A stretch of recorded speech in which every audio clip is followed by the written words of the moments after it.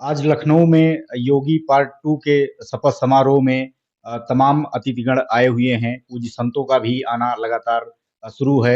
हमारे साथ मध्य प्रदेश के पूज्य संत महामंडलेश्वर स्वामी अखिलेश्वरानंद गिरी जी महाराज हैं, जो मध्य प्रदेश से इस समय लखनऊ में ठहरे हुए हैं। अभी थोड़ी ही देर में आप शपथ स्थल पर अटल बिहारी वाजपेयी कान्हा स्टेडियम में पहुंचेंगे और उस ऐतिहासिक क्षण का जब कोई संत मुख्यमंत्री ही दोबारा चुना जा रहा है, लगातार दोबारा चुना जा रहा है और संत हैं, वो एक संत हैं मुख्यमंत्री। महाराज जी, थोड़ा परिचय अपना। मैं महामंडलेश्वर स्वामी अखिलेश्वरानंद गिरी मध्य प्रदेश गोपालन एवं पशुधन संवर्धन बोर्ड का मैं कार्य परिषद का अध्यक्ष हूँ। स्टेट गवर्नमेंट ने मुझे कैबिनेट मंत्री का दर्जा दिया हुआ है। मैं यहाँ के जो नए मुख्यमंत्री हैं, दोबारा मुख्यमंत्री बन रहे हैं, योगी आदित्यनाथ जी, उनके शपथ ग्रहण के समारोह में अन्य सभी संतों के साथ आमंत्रित हूँ, आहूत हूँ और उस कार्यक्रम में भाग लेने के लिए मैं यहाँ आया हूँ। महाराज जी, उत्तर प्रदेश में एक इतिहास बनने जा रहा है कि एक मुख्यमंत्री रिटेन हुआ है दोबारा और एक संत हैं, आप भी एक संत हैं। किस प्रकार से संत समाज कितना उत्साहित है इसको लेकर कि एक संत दोबारा उत्तर प्रदेश की सबसे बड़ा राज्य है, उत्तर प्रदेश की सत्ता में दोबारा काबिज होने जा रहा है। आपने बहुत अच्छा सवाल किया है। अ, आपने कहा कि उत्तर प्रदेश एक इतिहास रचने जा रहा है। वास्तव में इतिहास ही रचने जा रहा है और उत्तर प्रदेश तो इतिहास रचने वाला प्रदेश है।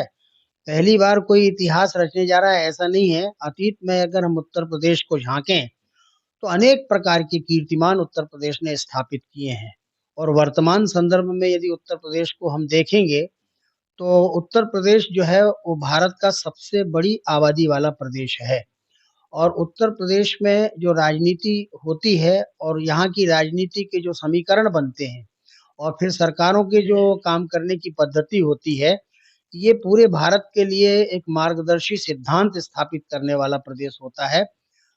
प्रसन्नता की बात यह है कि अराजनीतिक चित्त का व्यक्ति राजनीति के क्षेत्र में जब प्रवेश करता है, तो वह कीर्तिमान स्थापित करता है।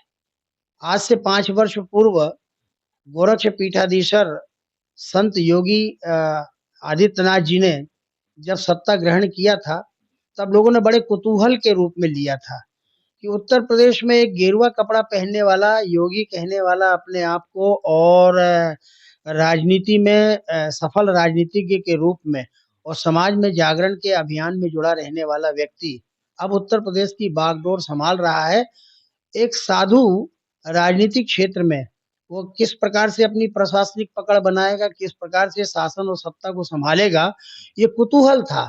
लेकिन 5 वर्ष में धीरे-धीरे अब लोगों को विश्वास हुआ कि नहीं, सन्यासी भी, साधु भी, योगी भी राजनीति में प्रवेश करके और लोकतंत्र के मर्यादाओं को ध्यान में रखते हुए और वो सत्ता के सूत्र को संभाल सकते हैं और उन्होंने अपने 5 वर्ष में जिस प्रकार से एक के बाद एक आयाम तैयार करके और उत्तर प्रदेश को अराजकता से निकाला और दोबारा लोगों को लगा कि ये दोबारा इनकी सरकार बन सकती है कि नहीं।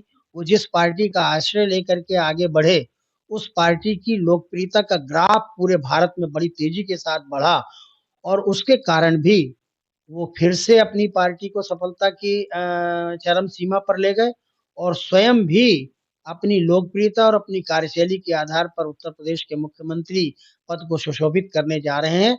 वास्तव में यह एक इतिहास ही है और मैं ऐसा मानता हूँ कि भारत में अराजनैतिक चित्त के व्यक्तियों को ही राजनीतिक सूत्र अपने हाथ में लेना चाहिए और भारत के प्रधानमंत्री, भारत के गृह मंत्री, इन्होंने इस बात को बखूबी समझा है और आजादी के आंदोलन में भी हमने इस प्रकार का अनुभव किया है।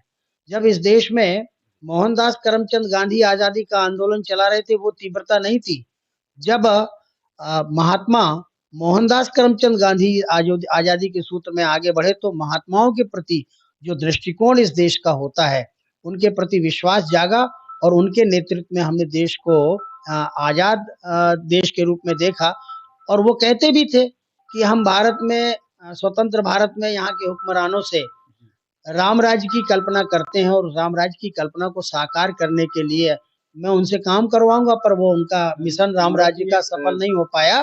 परंतु एक महात्मा के हाथ में जब उत्तर प्रदेश की बागडोर आई, तो हम राम राज्य की ओर अपने कदम आगे बढ़ा रहे हैं। ये प्रसन्नता का विषय है। महाराज जी, एक प्रश्न हमको याद आया आपके जो आपने कहा उससे कि 2017 के चुनाव में मोदी जी के नेतृत्व में, पार्टी के नेतृत्व में, तमाम बड़े चेहरों के नेतृत्व में चुनाव लड़ा गया था। योगी जी इतने में चर्चा में नहीं थे और वो अपना प्रचार भी कर रहे थे व्यक्तिगत तौर पर। उसके बाद अचानक इनको दिल्ली बुलाकर और मुख्यमंत्री बनाया गया। इस बार 2022 में चेहरा एकदम साफ था कि मुख्यमंत्री योगी आदित्यनाथ बनेंगे अगर पार्टी बहुमत में आती है तो। तो तमाम पार्टी के बड़े नेताओं जो उनके कैबिनेट में थे, सबकी नाराज़गी के बाद भी अ, मुख्यमंत्री योगी आदित्यनाथ जी के नेतृत्व में चुनाव लड़ा गया और पूर्ण बहुमत की सरकार आई, उसका आज शपथ समारोह रोह है। उसको आप महाराज जी किस प्रकार देखते हैं कि एक संत चेहरा उत्तर प्रदेश में तमाम जातीय समीकरण हैं, तमाम समुदाय के भी समीकरण हैं। एक मुख्यमंत्री, एक संत मुख्यमंत्री दोबारा सत्ता में आता है। महाराज जी उसको आप किस प्रकार देखते ऐसा है कि उत्तर प्रदेश का स्वतंत्र भारत में एक राजनीतिक इतिहास रहा है। पहली बात तो ये रहा है कि उत्तर प्रदेश की प्रकृति में कोई भी मुख्यमंत्री दोबारा रिपीट नहीं हुआ है, एक बात। और दूसरी महत्वपूर्ण बात कि मुख्यमंत्रियों का 5 वर्ष का कार्यकाल भी पूरा नहीं हुआ है। मुख्यमंत्री बार-बार बदल दिए जाते रहे हैं। लेकिन पिछले 15-20 वर्ष से ये एक देखने में आया कि जिसकी सरकार बनी वो फुल फ्लैश बनी और 5 वर्ष के लिए बनी। तो 5 वर्ष किसी पार्टी की सरकार बनती है, तो 5 वर्ष जो उसके कार्यकलाप होते हैं, पार्टी की रीति-नीति के आधार पर और जो प्रशासनिक तंत्र है, उसकी कार्यशैली पर उँगली उठना स्वाभाविक होता है। और इसलिए आपको इस बात का ध्यान होगा कि जब कल्याण सिंह जी की सरकार बनी थी, तो मायावती उनके साथ थी। तो बात ये तय हुई थी कि आधे दिन हम सरकार बनाएँगे, मुख्यमंत्री रहेंगे, आधे दिन मुख्यमंत्री आप रहेंगे। एक प्रयोग था वो। जी। उसके बाद फिर अखिलेश की सरकार बनी, अखिलेश के पहले उनके पिताजी की सरकार बनी, तो ये फुल फ्लैश बन के आई। फिर मायावती की सरकार बनी, वो फुल फ्लैश बन के आई।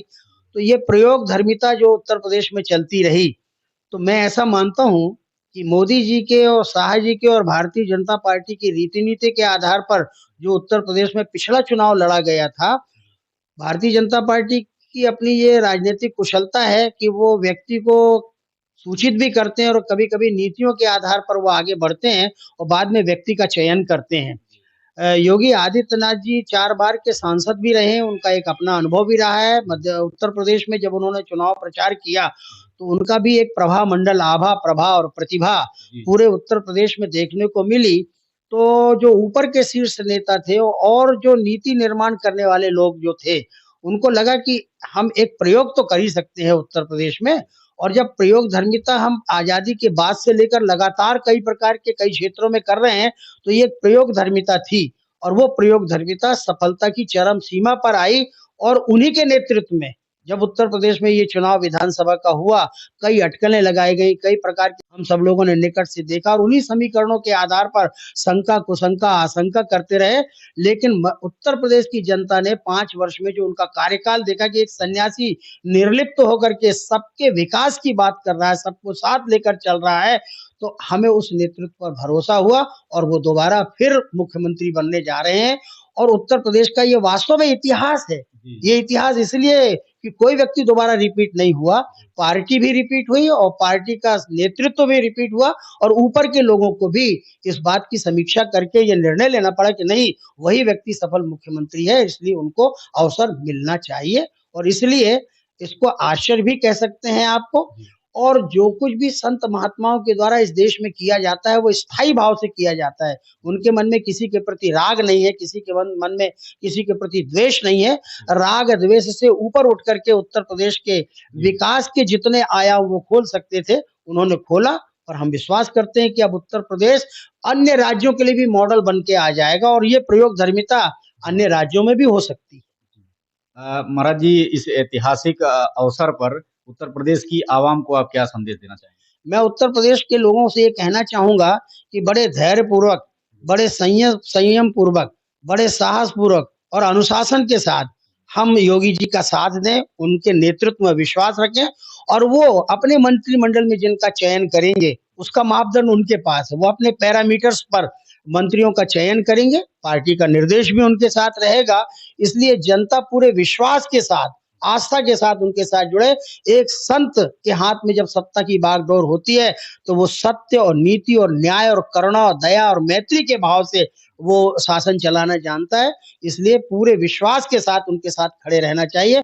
आज हम साधु संत महात्मा जो पूरे देश भर से आए हुए हैं और सब चुने हुए लोग आए हैं। वैसे तो बुलाना चाहें तो हम 88,000 ऋषि मुनियों को भी यहाँ एकत्रित कर लेते, क्योंकि उनकी वो भूमि है, नैमिषारण्य पास में है।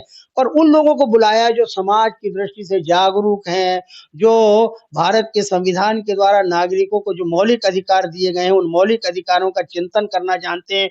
और आज सैटेलाइट के ग्लोबलाइजेशन के इस युग में बहुत आधुनिक ढंग से नवाचार विधि से युगानुकूल और समसामयिक ढंग से सोच वाले हैं, उनको बुलाया गया। मैं आज के दिन को लोकतंत्र का राजनीतिक महोत्सव कह करके संबोधित करूंगा कि इस महोत्सव में इसे सफल, सार्थक और प्रभावी बनाने के लिए हम इस लक्ष्मणपुरी में, लखनऊ में एकत्रित हुए हैं, ताकि एक अच्छा संदेश पूरे भारत में जाए, उत्तर, दक्षिण, पूर्व, पश्चिम। क्योंकि कहीं कहीं अराजक प्रवृत्तियां आज भी सिर उठा करके चल रही हैं। हम बंगाल को ले लें, हम और अन्य अन्य प्रांतों को ले लें, उन सारे प्रांतों में जिस प्रकार से भगवान श्री राम के समय में मारीच, सुबाहु जैसे लोग चुनौती दे रहे थे, वो परंपरा समाप्त नहीं हुई है। वो आज भी हमारे सामने चुनौतियां दे रही हैं। कई प्रकार के लोग अनर्गल प्रलाप कर करके राजनीति में अपना स्थान बनाते जा रहे हैं और भविष्य में एक चिंता का विषय बन रहा है। इसलिए एक संत को सामने रख करके और उस संत शक्ति के आधार पर भारत की राजनीति जो करवट बदल रही है, हम समझते हैं कि उत्तर प्रदेश से ही राम राज्य का बिगुल बज रहा है। हम इस बिगुल की गूंज को दिग दिगंत फैलाएं, इस प्रकार का हमारा विश्वास है। और हम उस महोत्सव में शामिल होने के लिए प्रसन्नता पूर्वक आए हुए हैं। भगवान उनको खूब यशस्वी बनाए, सफल, सार्थक और प्रभावी हो उनका तंत्र, जिस आधार पर वो देश को आगे ले जाना चाहते हैं। वो भारत के भविष्य हैं, वो भविष्य की बहुत बड़ी संभावना है। हम उस संभावना को बल देने के लिए आज उत्तर प्रदेश में एकत्रित हुए हैं। महाराज जी, बहुत बहुत धन्यवाद। धन्यवाद भैया। तो आप थे मध्य प्रदेश के, आप सरकार में, कैबिनेट में भी हैं, और स्वामी महामंडलेश्वर अखिलेश्वरानंद गिरी जी महाराज, जिन्होंने बताया कि किस प्रकार से ये ऐतिहासिक मौका है और उत्तर प्रदेश की आवाम और पूरे देश के जो गणमान्य लोग आज उस शपथ समारोह में एकत्रित हो रहे हैं, सबके लिए एक बहुत गौरवान्वित पल है। महाराज जी भी काफी उत्साहित हैं। लखनऊ से चंदन शुक्ला, अवर टुडे।